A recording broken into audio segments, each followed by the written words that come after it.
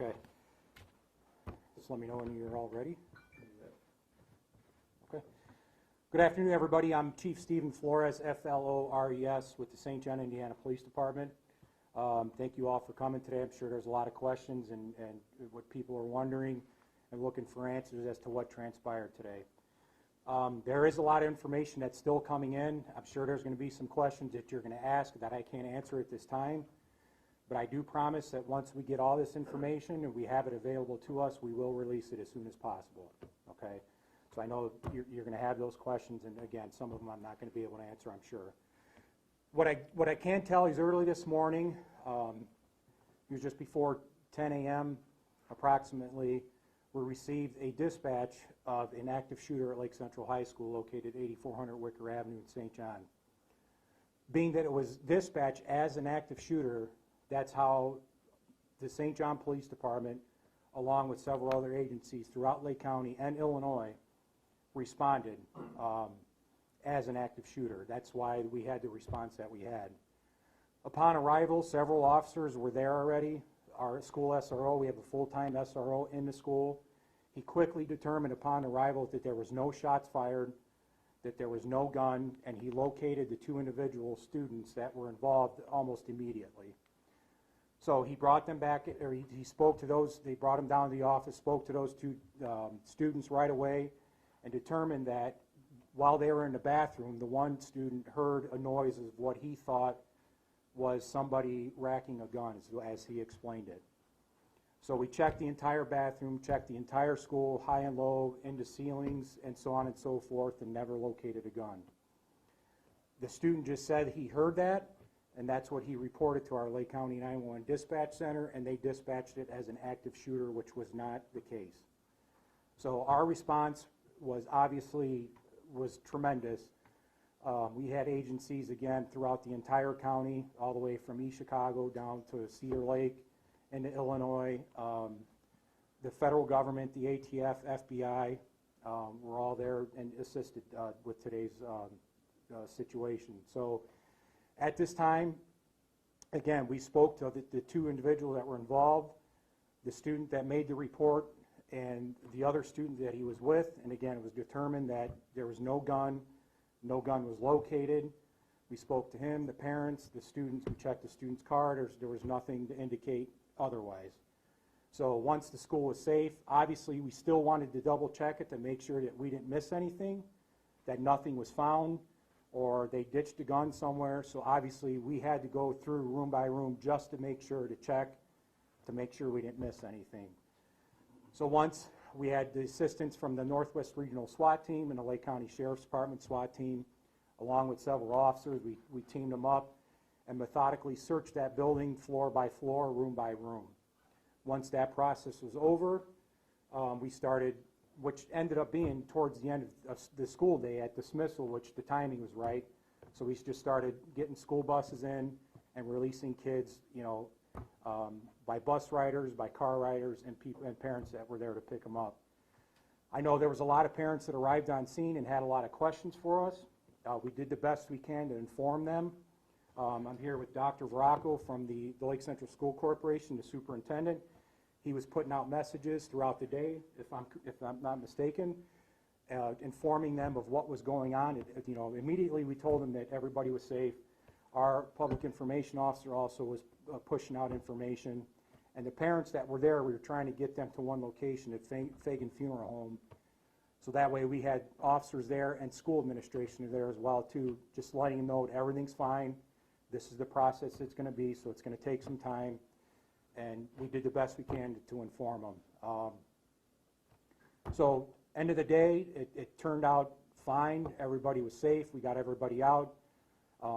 We're, like I said, we're still in the process of gathering information if there's any other students that heard anything, seen anything, or if other students talk to other students about, you know, information that they may know. So we're still gathering it as we speak.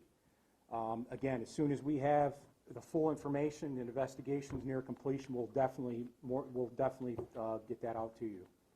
So if nothing else, again, I'll take a couple questions. I'll do the best I can to answer them for you if there's any. Just to go back with that initial call, so how many students were involved? There was one student who reported a noise. It sounded like the gun was being loaded, or? Correct. There was 3 students that were in the bathroom. Okay. And the one student, as they were sitting there talking to each other, they were sitting in stalls. So as they're in the bathroom, the one student thought he heard a noise. The other one had earbuds in his ear. So the one student thought he heard what he explained as like a gun being racked, like somebody was chambering a bullet into a gun. So he asked the other student, he said, "Did you hear that?" And he said, "No, he didn't." So and then once he made the 911 call to our dispatch center, they dispatched it as an active shooter. Were they friends? That I don't know if they're, I'm not sure if they're friends or not. Just happened to be in the stall together, all 3 of them? I believe so, correct. In the bathroom or in the stall? In the stall. No, and they were in different stalls. Okay. So 3 different stalls that they were in. They were in the bathroom, talking to each other between the walls. Okay. Yeah. Talk a little bit about the training for this, how that came into play today, and effectively what's the response on something that seems a little thin initially, just kind of a sign of the times, right? Yeah, you're right. It is, and we do. We train quite frequently on this with our school corporation and our school SROs. We have 5 school SROs in the tri-town area. We have 2 from St. John, 2 from Dyer, 1 from Cherville, and we do active shooter drills all the time, at least once a year at some of the schools. So a lot of the training that we have been doing over the last several years, it helped out quite a bit today. So obviously there's some things that we could work on, and it unfortunately or fortunately it was a good ended peacefully. Nothing happened, but a lot of our training did kick in. Yes, sir. Can you attribute the response or things that have been happening? Last night there was a school board meeting where things got kind of out of hand because of this mask issue, and it's been an issue. Mm-hmm. Could that be a reason why you guys are on a little bit high alert? Well, we have no indication at all to say that those 2 incidents are related at all. To be honest with you, whether there's any kind of issues going on with the mask mandate or not, we're going to respond that way. That being that there's a mask mandate, it has nothing to do with it. The safety of our students and the staff in that school and our civilians in here in St. John is paramount, and the tri-town area, because that school serves all 3 towns. So to us, that's not even an issue for us. We're going to respond like that. If we get dispatched to an active shooter, we're thinking on the way there that there's shots being fired and people are getting shot. You're going to get that response no matter what. Sir? Yeah, I thought I saw somewhere that there was some report of 2 being taken into custody. Is that referencing those kids, and they're obviously not the ones they were obviously not taken, they were just questioned in the office then? Yes, that's correct. Any other? Clarify a little bit further on the student that made the call. He was the one that heard the noise, correct? That's correct. Did he say he heard a gun being loaded? What exactly did he say to the dispatcher? I haven't read the transcript, but I spoke to our sheriff. He was able to pull those tapes today, and him and I just spoke on the phone just prior to coming here. And don't quote me on this, but it was something along the lines that he heard what he thought was like a gun being chambered. So what that means to him, I'm not sure. And just to confirm, there's no one in custody, no one facing any charges related to this? Not at this time, no. Is this something how? I'll get you next. Have surveillance images or footage been collected from within the school, and have they showed anything to the authorities? And what would be the next proceeding steps of the investigation? Yes, we did review the video almost immediately, and did determine that the 2 students were the only 2 that were in the area, so it wasn't anybody like walking by or, so I'm not sure exactly what it was that he heard. I don't know if it was the 3rd student that was in there when he was walking out, he bumped into something, or he said he washed his hands and used the towel dispenser, and then he walked out of there. So I don't know if maybe the kid heard something that he wasn't sure what it was, but yes, there was video available, and we did determine that the 3 that we spoke to were the kids that were in the bathroom. Yes, sir. Just wanting to make sure that the student, he contacted 911 before contacting anybody else? I believe so, correct. And is that how it's supposed to happen? Is this kid under any kind of disciplinary or false reporting? Or is this how it's supposed to work, and you want students to do that? Yeah, if they believe that there's some kind of suspicious incident like that and they hear something, I'd rather have that, well, I'd rather be safe than sorry. I wish it would have been dispatched a little bit different. Because again, we were all going there thinking that people are getting shot, and that wasn't the case. But absolutely, if kids see something wrong, they need to report it, whether it's to us or the school administration, immediately. Yes, sir. So you said that there were the three of them. Did one of them end up saying that, was one of them, one of those students the one that they were believed, that was believed to have been loading something, and that did that student say something that he said that, no, this is what actually was happening, or this is what that noise was? If I understand your question correctly, no, the kid just, the one that heard it. I'm talking about the one that if the three of them were in there, the one that, not the kid that heard it, the kid that he thought was doing something. Oh, yes, he had no clue what was going on. So when we spoke to him, he's like, no, this is what I did, and I'm not sure what I would have done to make that noise, but and then he exited the bathroom. So I think when we pulled him in and talked to him, he was kind of shocked a little bit as to what was happening. Yes, ma'am. Can you clarify, is that standard procedure for the dispatch call to go out like that, or in conversations with the county to make sure that, we're very glad that nothing happened, but you also don't want parents sitting there worried that something's happening at school? Yes, I agree with that. Yes, I that's a conversation that we probably need to address and speak to the dispatch center about. But yeah, I would agree with your statement, because again, I'm a parent too, so if my kid was in that school, I'd be worried, and because who knows what kind of information was being shared out there and what was being put out there. That's why we were trying to stay ahead of the game as much as we could to put the most accurate information out there before people were putting rumors out there. Any other questions? Superintendent, care to say anything? Well, sure, I would just like to say, I would like to say that after today's response, I have a much deeper admiration for the ability of law enforcement and public safety officials to come to the aid of a school like ours when there was a perception of a potential problem.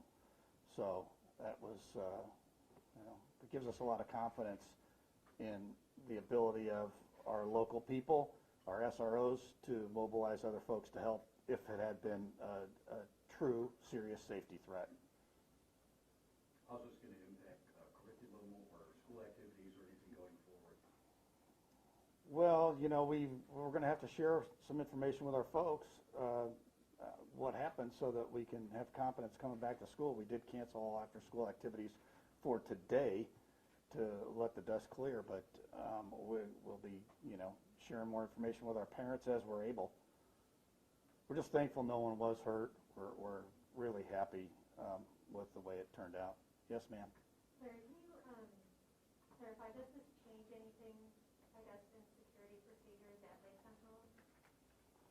Or I guess, what did you learn today, and does this change anything in how you handle? Well, it's probably a little early to, really do that, to come up with that summary. But as I said, what we're really happy with is the strong response. When the initial call went out, we all thought it was real. We thought shots had been fired, and we had a strong turnout and great response, and for that we're eternally grateful. How many students were at that school again? About 3,200. And is there going to be an investigation that the school is internally conducting along with the police investigation? I don't think so.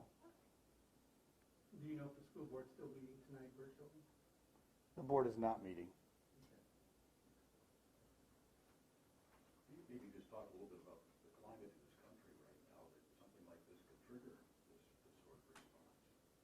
Well, I think what triggers this response is that it's happening across the country, not just in schools, but at concert venues and movie theaters and other things. And so there is always a chance that someone hears something and it sounds familiar, and it ends up being perhaps an overreach. But as Chief said earlier, better safe than sorry.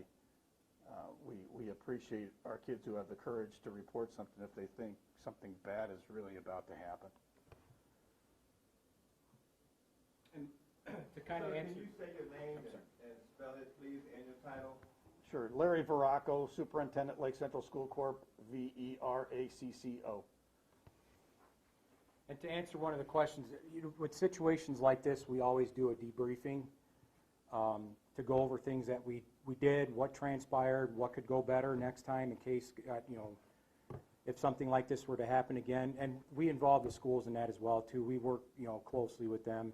So our goal is to get better all the time. So, and if we can do that and provide even a safer environment for our students and staff, that's what we're going to do. I have a question about that. How many school hospice stations is the high school right now? Just the one. Yeah, we Yeah, have the one full-time, we have one who fills in rows across the whole district, and then we have 3 others that serve each a middle school and their 2 feeder elementary schools.